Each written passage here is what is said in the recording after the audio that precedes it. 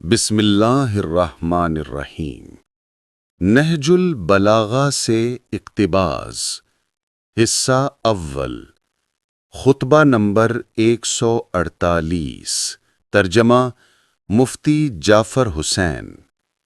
حضرت حجت علیہ السلام کی غیبت اور پیغمبر صلی اللہ علیہ وآلہ وسلم کے بعد لوگوں کی حالت کا تذکرہ۔ وہ لوگ گمراہی کے راستوں پر لگ کر اور ہدایت کی راہوں کو چھوڑ کر افراط و تفریط کے دائیں بائیں راستوں پر ہو لیے ہیں۔ جو بات کے ہو کر رہنے والی اور محل انتظار میں ہو،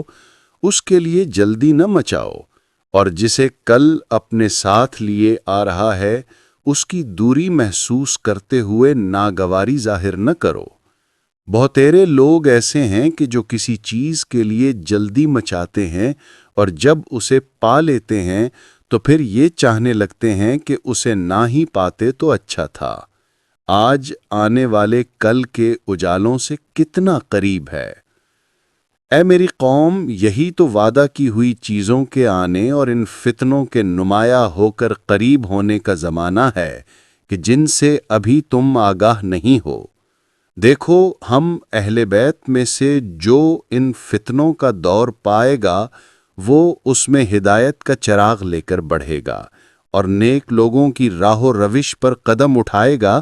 تاکہ بندھی ہوئی گرہوں کو کھولے اور بندوں کو آزاد کرے اور حسب ضرورت جڑے ہوئے کو توڑے اور ٹوٹے ہوئے کو جوڑے۔ وہ لوگوں کی نگاہوں سے پوشیدہ ہوگا،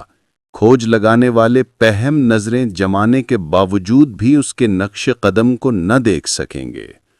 اس وقت ایک قوم کو حق کی سان پر اس طرح تیز کیا جائے گا جس طرح لوہار تلوار کی باڑ تیز کرتا ہے۔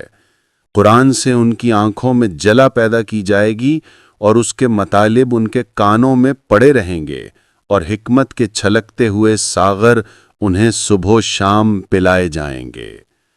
اسی خطبے کا ایک جز یہ ہے، ان کی گمراہیوں کا زمانہ بڑھتا ہی رہا تاکہ وہ اپنی رسوائیوں کی تکمیل اور سختیوں کا استحقاق پیدا کر لیں،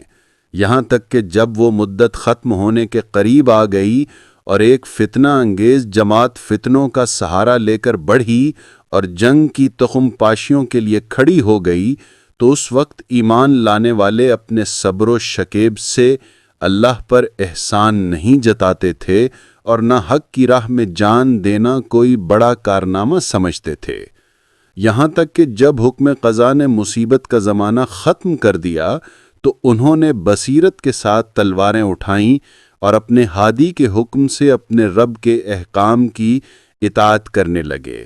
اور جب اللہ نے رسول اللہ صلی اللہ علیہ وآلہ وسلم کو دنیا سے اٹھا لیا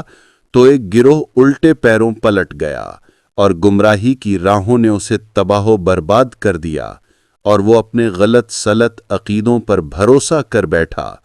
قریبیوں کو چھوڑ کر بیگانوں کے ساتھ حسن سلوک کرنے لگا، اور جن ہدایت کے وسیلوں سے اسے مودت کا حکم دیا گیا تھا انہیں چھوڑ بیٹھا، اور خلافت کو اس کی مضبوط بنیادوں سے ہٹا کر وہاں نصب کر دیا جو اس کی جگہ نہ تھی۔